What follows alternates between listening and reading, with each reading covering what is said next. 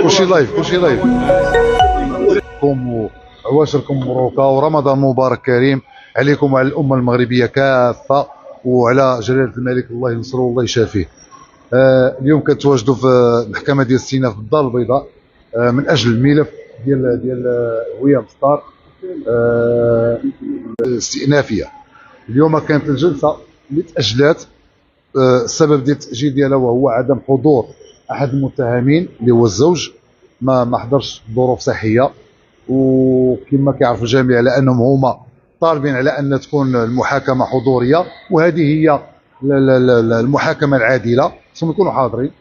بطبيعه الحال ملي كيتعذر على شي طرف منهم على انه ما يحضرش كتاجل الجلسه الى حين حضور الطرف اللي تغيب في هذه الجلسه هذه.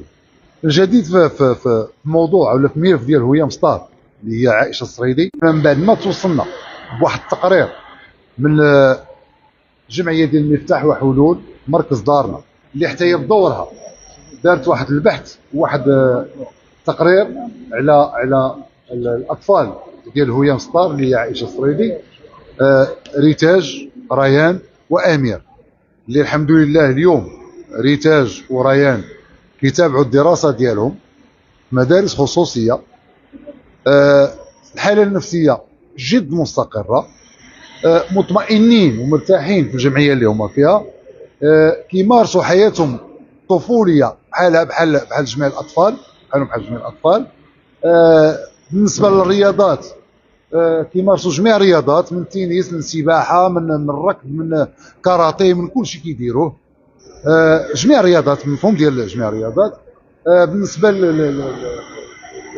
للعامل النفسي هناك تتبع من طرف اخصائيين نفسانيين معهم، والحمد لله هما اللي عطاونا تقرير على ان الحاله ديالهم استقرات بواحد الشكل كبير بزاف.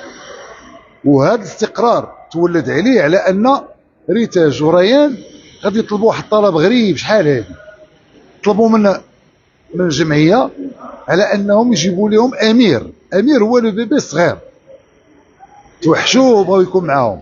الاستاذه اللي يوصلها الخبر دارت واحد الملتمس للنيابه العامه، السيد وكيل العام وكذلك السيد وكيل ملك المحكمه الزوجيه بالدار البيضاء بعين سبع، وفعلا تم الموافقه على الطلب وتم الحاق امير اللي هو لو بيبي الصغير، التحق بالاخوه ديالو في الجمعيه ديال الميمه، وحاليا راه مجموعين كاملين.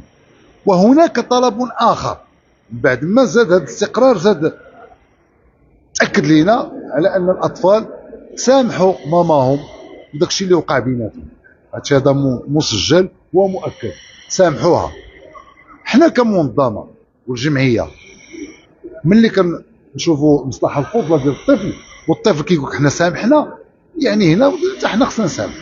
هذه مساله مفروغ منها. سؤال متعوس واش الضامن ان الامه تستمر يعني المعامله ديالها بطريقه يعني هما اليوم كيكونوا سامحه، ولكن كيفاش؟ ودابا الضامن الوحيد هو اننا حنا اللي مكلفين دابا بالاطفال، الجمعيات هما اللي مكلفين دابا. الاطفال باقين في الذمه ديال السيد وكيل الملك،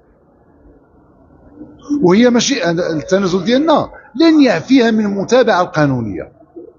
النيابه العامه راه تابعت، المحكمه راه كتشوف. حنا غير بالنسبه للمطالب ديالنا والمتابعه ديالنا وداك الشيء كيديونا حنا تنازلنا، لان اغلبيه كانوا كيقولوا حنا دخلناها للحبس، حنا درنا. لا سيدي، هذاك ماشي هو المبتغى ديالنا.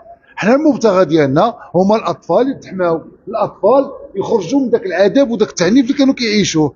فعلا قدرنا نخرجوهم، دابا حاطينهم في الجمعيه، ولكن المتابعه ديال هوية ستار والزوج ديالها جاء نظرا للاصطدام ديالها مع القانون، والقانون واضح. التعنيف ديال الاطفال وخاصه ذوي الاصول راه كاينين فصول تما، راه كاين شي 3 فصول حسب الدوغري ديال التعنيف.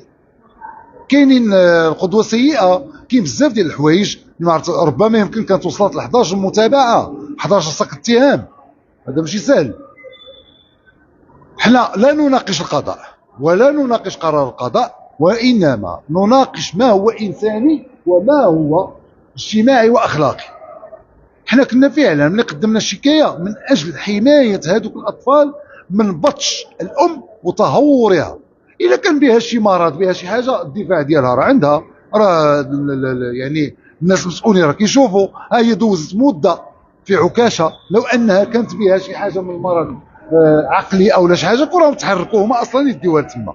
المهم هذا ليس موضوع ديالنا، حنا الموضوع ديالنا نتمناو على انها تخرج من هاد الازمه ديالها اللي هي ازمه سجنيه، تخرج متعقله، تعامل مع وليداتها كما كيتعامل جميع الامهات المغربيات الحرات مع وليداتهم، لان حنا كنقول لهم مشى ملي كتخاف على وليداتك كتاكلهم، كتخاف من الخوف.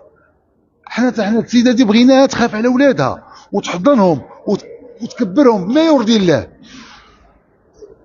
هذا هو الجديد في الموضوع ديال هويه مستار عائشه الصريدي. نعم. التأجيل والله ما انتبهت، وقيل الأسبوع الماجي الأسبوع المقبل، ما انتبهتش يعني على التاريخ بالضبط. المهم الأسبوع المقبل تاريخ دابا نوصلوا لكم إن شاء الله. شكرا لكم. شكرا. الطلب ديال الاطفال سمعتكش مزيان. تجاوزوا طلب ديال الاطفال بالمسامحه ديال الوالدين. بطبيعة الحال دابا حنا الأطفال هما الغاية وهما الهدف ديالنا الأسمى، وكما كنقول دائما حنا المصلحة الفضلى ديال الأطفال أسبق من أي حاجة أخرى. يعني شوف أنا ما نقدرش ندخل في القضاء، ما نقدرش ندخل في النيابة العامة. ربما إلا داروا حتى هما واحد البحث ومشاو وشافوا دوك الأطفال وسمعوهم كيطلبوا الرحمة لأمهم، وربما حتى هما غادي يرحموها. ولكن هذا القانون، هاد الناس هادو كيتعاملوا فصول ديال حنا كنتعاملوا بمعاملات الإنسانية، حنا كنتعاملوا بما هو اجتماعي إنساني أخلاقي. هذا اللي كان.